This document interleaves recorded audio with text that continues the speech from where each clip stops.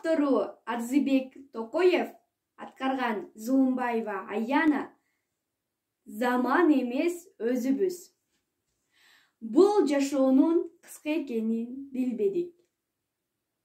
Ай айланып, жуутсу да сезбедик. Гүл өмүрдүн бал шересин тата албай, акыл калчап, бир бүтүнгө келбедик.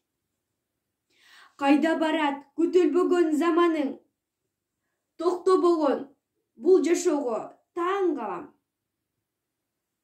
Мейли тагдыр көрсөткөнүн көрөрбүз. Таппай арга айтпаганда не кылам? Адам болуп кенен жолдо баспадык.